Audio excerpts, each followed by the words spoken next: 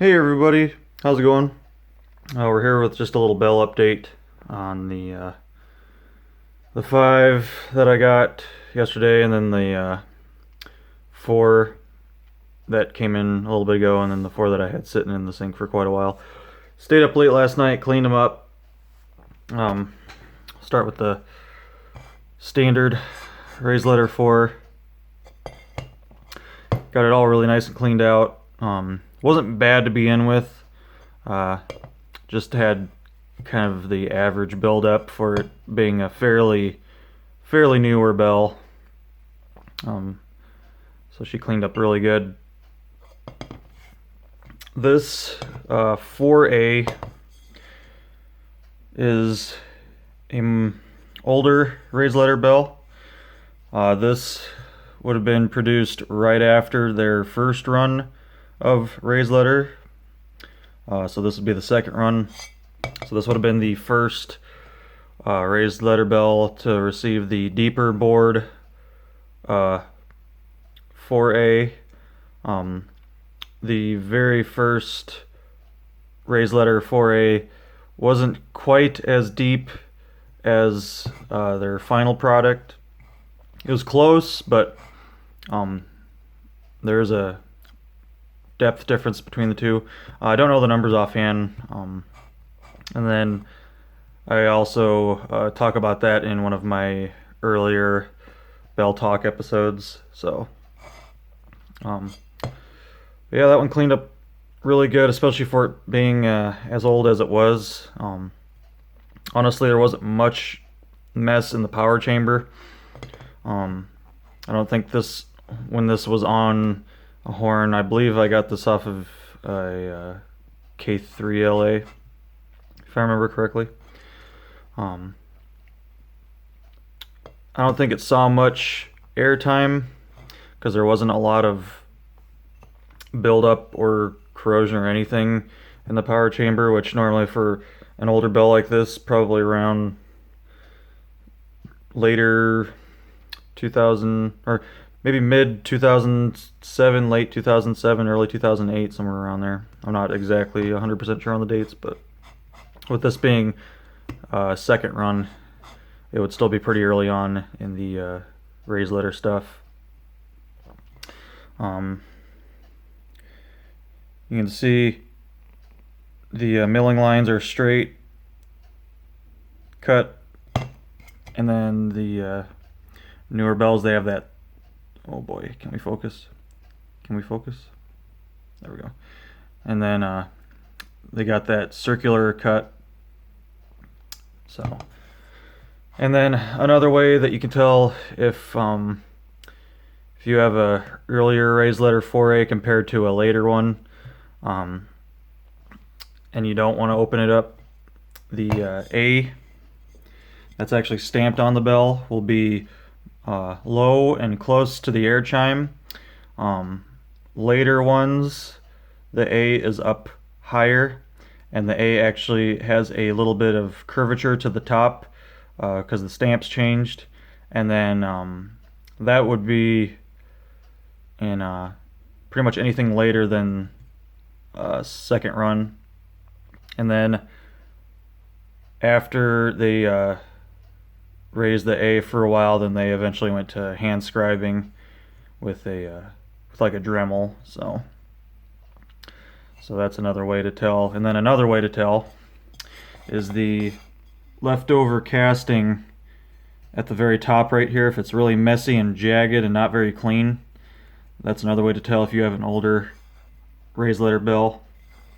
It won't be quite as clean as and uniform. Now this is painted, so I don't know how well I can really show this off, but you guys can see it's much smoother where the molds met.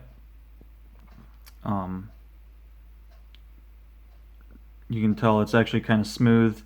Little bit of mess at the very bottom there, but it's much smoother.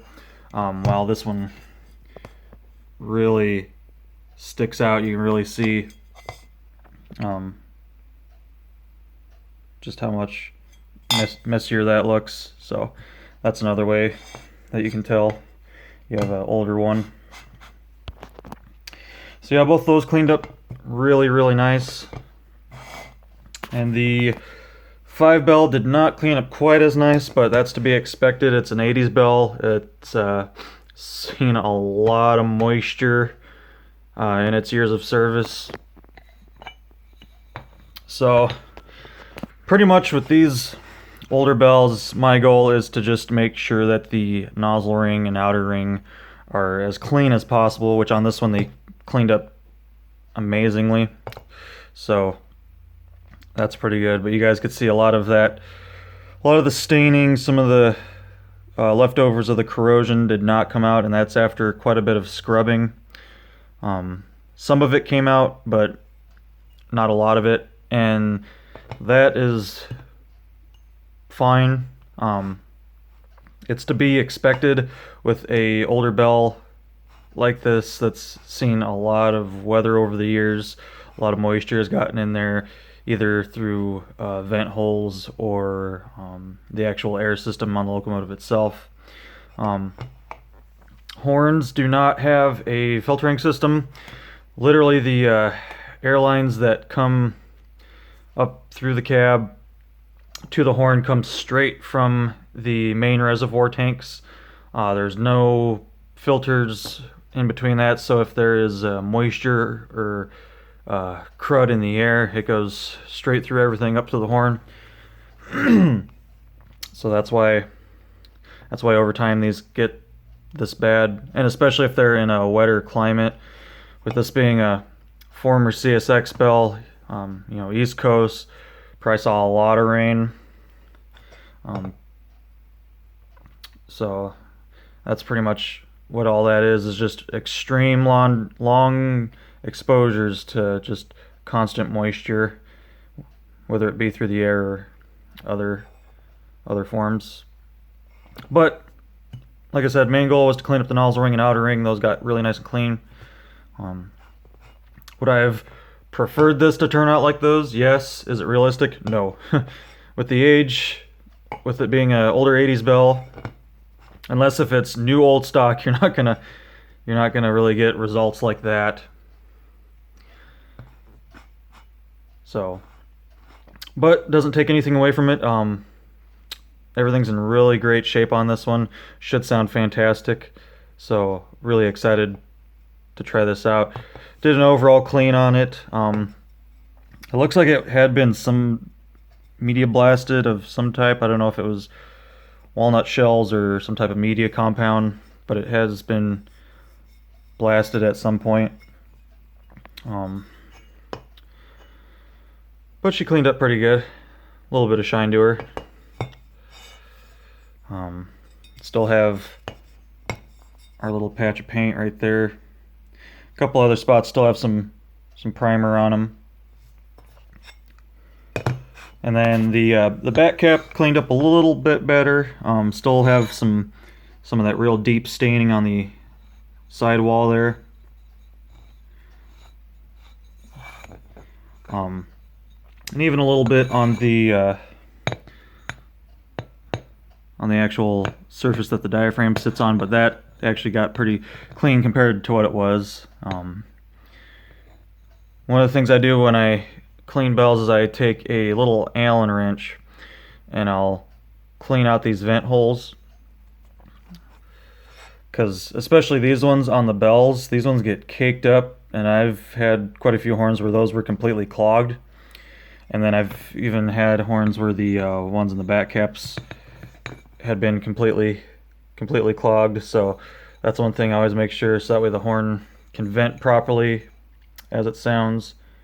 They do work without with the vent holes being clogged, but I can't say 100% like what the sound difference would be between a horn where all the vent holes are clogged versus a horn where they're not clogged. I think they sound pretty close. I just like everything to be as clean as possible and working properly.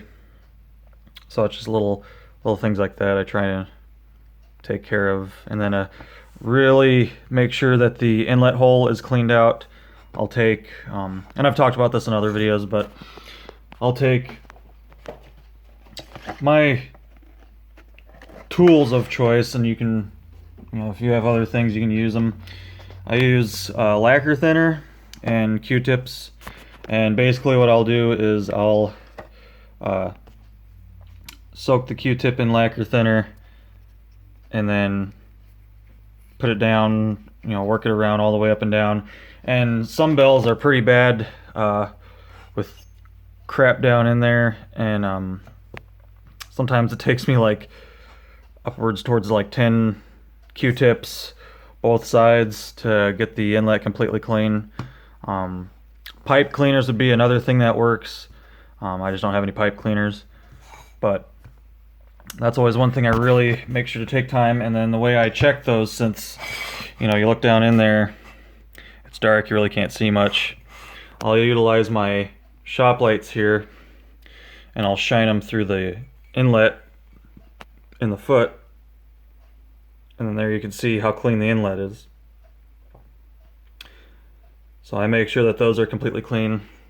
My goal when cleaning either a whole horn or just individual parts is to make sure that there's no foreign material that can break loose and start damaging the nozzle ring. Because I do have some bells where you could tell the horn was very dirty. It got crap in the air system, got crap in the power chamber, and it eventually worked its way in between the diaphragm and the nozzle ring, and then it can really cause havoc by wormholing its way through and actually leaving a little wormhole through there. Normally, if they're not too bad, it really doesn't affect the sound at all, but I just try to prevent that at all costs, just that way I'm not running the risk of damaging the sound quality of the bell.